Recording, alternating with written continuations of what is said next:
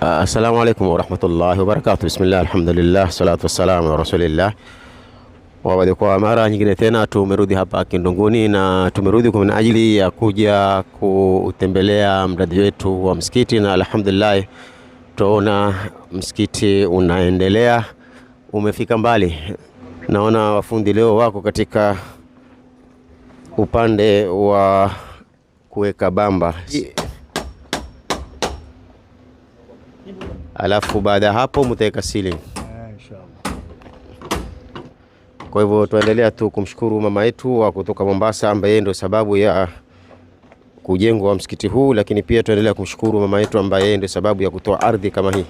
Basi nilikuwa nimekuja tu kutembelea na kuwaangazia nyinyi ndugu zangu watazamaji wapendwa, muone kuwa msikiti umefikia mahali gani, kwa sababu wako wengi wakati tunapotangaza changamoto yote huwa wanataka kujua kwa imetatuka haijatatuka, na ndio maana huwa mara kwa mara tunaitembelea miradi yetu ili mupate kujua imefika wapi.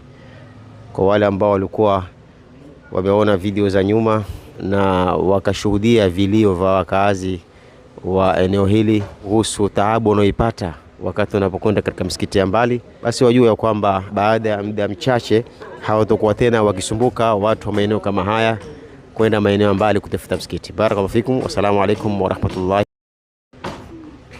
Assalamu alaikum. Wa alaikum salaam wa rahmatullahi. Vipi hali? Mambo sawa? Inshallah khair. Bwana karibu mara 4 mara 5. Naam. Nilimwambia bibi hapa nataka aishikirewe. Kuitwaje? Kirewe center kabisa. Nataka msikiti kule. Basi tutapanga inshallah. Baada tumalize hizi. Tuko na watoto zaidi ya watoto 100. Mimi ndio kwa kufanya fayazi ndio nilikuwa nimeshikilia ile sehemu ya msikiti kidogo tu. Sasa watoto wanasoma mahali duni kabisa. Sasa inshallah nikasema kwa vile niko Mombasa na tutapata wafadhili inshallah Mwenyezi kuleta rehema yake ndio tujenge. Baada tumalize hizi tulizonazo alafu kama unaweza. Sawa inshallah. Lakini nitakuja pitia inshallah khair inshallah. Assalamu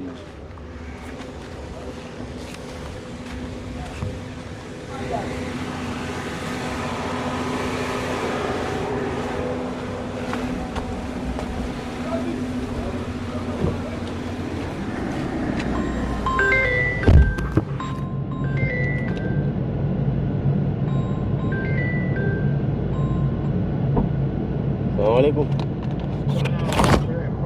Alhamdulillah, fi hali yako?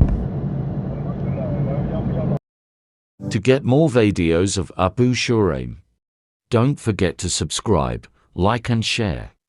May Allah guide and bless the person who shares the videos.